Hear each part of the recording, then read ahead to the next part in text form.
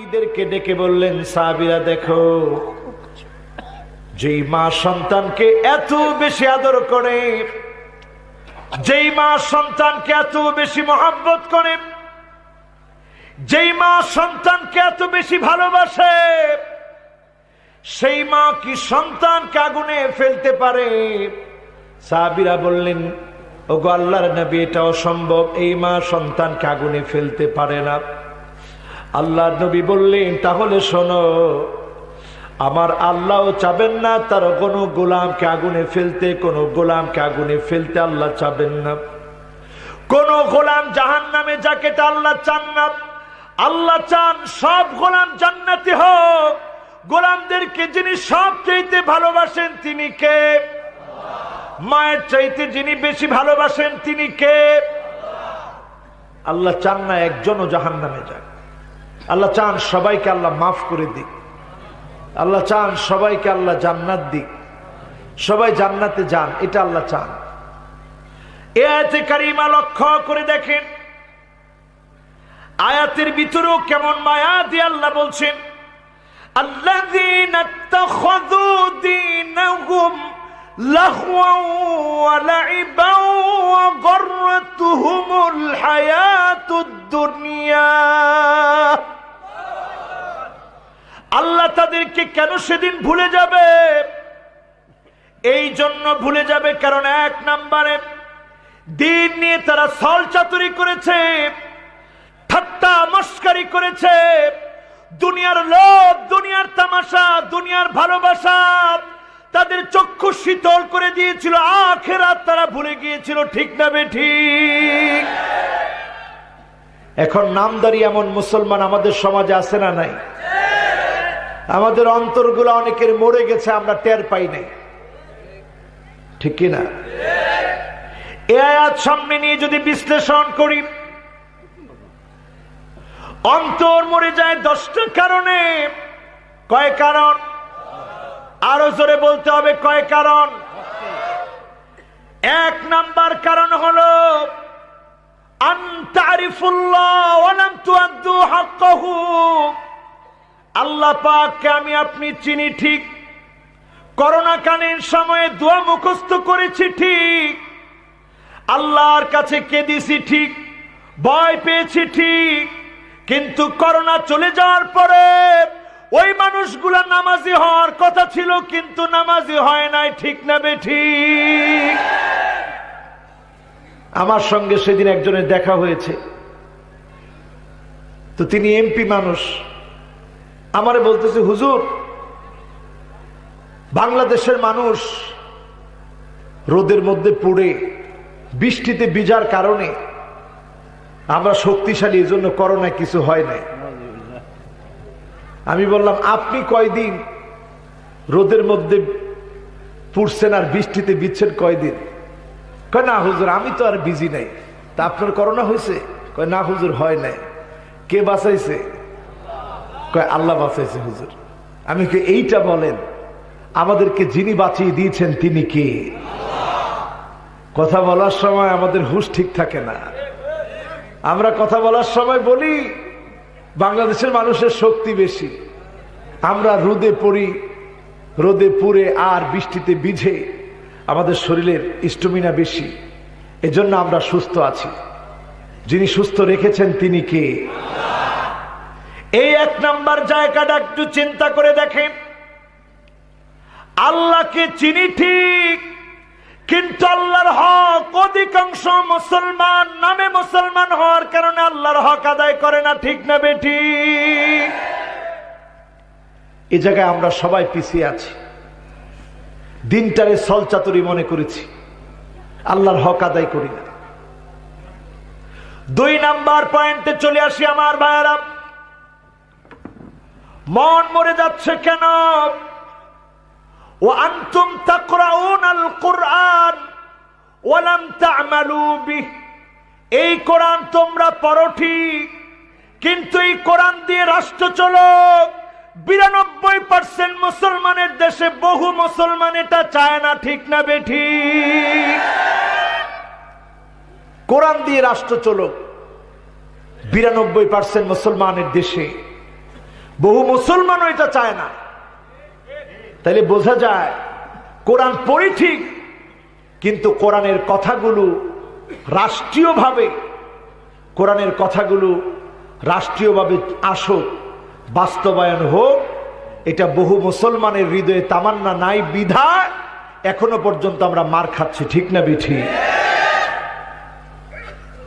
আজকে পৃথিবীর দিকে তাকায় দেখেন, জগন্নাথ বিশ্ববিদ্যালয়ের সহকারী অধ্যাপিকা যজুবেদ, ঋগ্বেদ, সামবেদ, অথর্ববেদ, স্মৃতি, শ্রুতি, উপনিষদ সব তিনি পড়েছেন।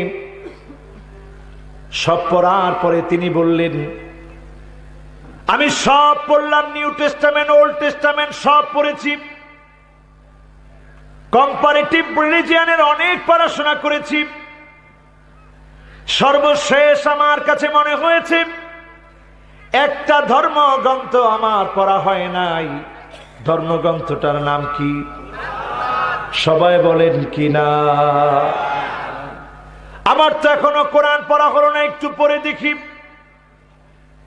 অধ্যাপিকা তিনি বলছেন, আমি যখন কোরআন পড়া শুরু করেছি আমার কাছে মনে হয়েছে যুগ জিজ্ঞাসার সঠিক সমাধান একমাত্র এই কোরআনের মধ্যে যিনি দিয়ে রেখেছেন তিনি কে? সব ধর্মগ্রন্থগুলো পড়ার পরে আমার মনে হয়েছে অন্যান্য ধর্মগ্রন্থগুলো মানব রচিত, একমাত্র যেই ধর্মগ্রন্থ আমার আল্লাহ দিয়েছেন ধর্মগ্রন্থের নাম কি? এই কোরআন আমরা পড়ি ঠিক, কিন্তু কোরআন অনুযায়ী আমল করি না। কোরআনের একটি আয়াত যদি আমরা বোঝার চেষ্টা করি, একটি আয়াতের কারণে যিনি জীবন বদলায় দিতে পারে তিনি কে? আল্লাহ রাসূল সাল্লাল্লাহু আলাইহি সাল্লাম একদিন কোরআন তেলাওয়াত করছেন, নবীজি পড়ছেন, আম খুলিকু মিন গায়রি শাইইন আম হুমুল খালিকুন। আবার পড়লেন, আম খুলিকু মিন গায়রি শাইইন আম হুমুল খালিকুন।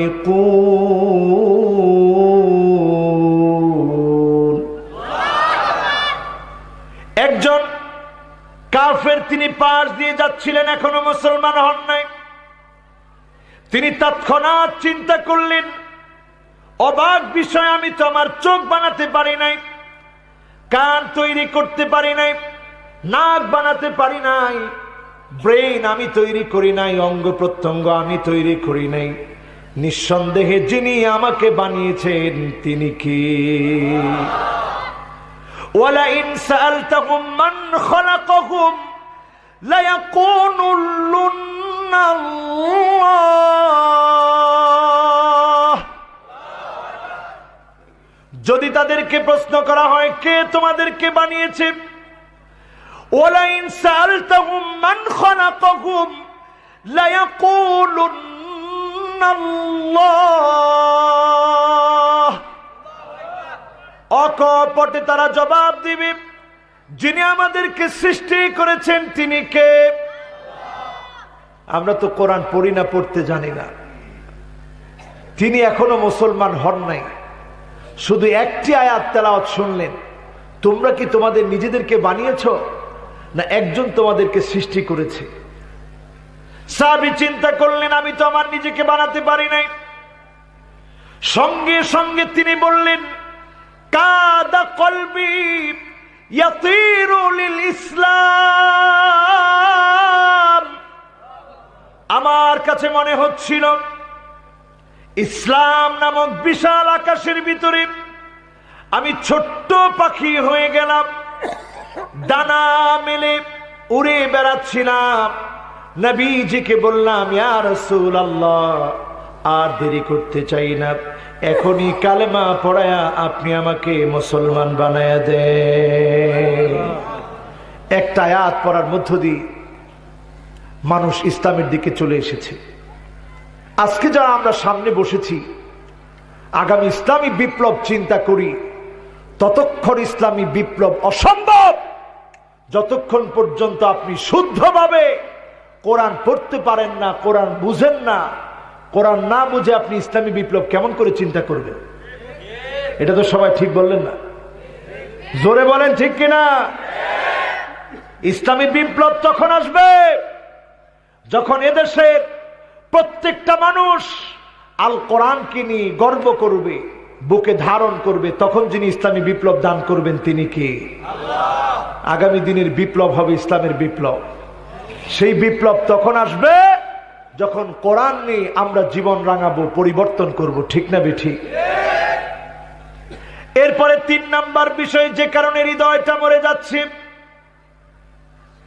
3 নাম্বার কারণ হলো وأنتم تحبون نبيكم وتركتم سنته। তোমরা নবীকে মহব্বত করো ঠিক, কিন্তু আল্লাহর নবীর সুন্নত গুলা তোমরা বাদ দিয়ে দাও। ঠিক না বেঠিক? আমি আজকে আপনাদেরকে এখানে কয়েকটা পয়েন্ট বলতে চাই। আপনারা কি আমার তাফসীর বুঝতেছেন? আমার তো পুরোপুরি মনে হচ্ছে না। বুঝতেছেন? আল্লাহ ভালো জানে। আল্লাহ তুমি বোঝার তৌফিক দিও। আপনারা তাফসীর পছন্দ করেন তো না গল্প টল্প পছন্দ করেন? আমি আবার গল্প টল্প পছন্দ করি না, করিও না, বিশ্বাসও করি না এগুলা। এতে যদি মানুষ পছন্দ করে তাফসীর শুনবে, আর না শুনলে ওমা তৌফিক ইল্লা বিল্লাহ। আমার যদ্দুর তৌফিক আছে আল্লাহ দিছে এতটুকু। তাফসীর বুঝতেছেন তো আপনারা? কয় কারণে হৃদয় মরে যায়? আমরা আসি কয় নাম্বারে? এরপরে আসেন আমার ভাইয়েরা, 3 নাম্বারটা বলতে গিয়ে বলছিলাম নবীজিকে আমরা মহব্বত করি, কিন্তু নবীজির সুন্নত আমরা অনেকেই মানি না। সুন্নত মানার প্রতি মহব্বত আমাদের নাই। উদাহরণ দিলে পরিষ্কার ভাবে বুঝবেন। সাদ সালামি নামক একজন সাহাবী আল্লাহর নবীর কাছে এসে কাঁদছেন।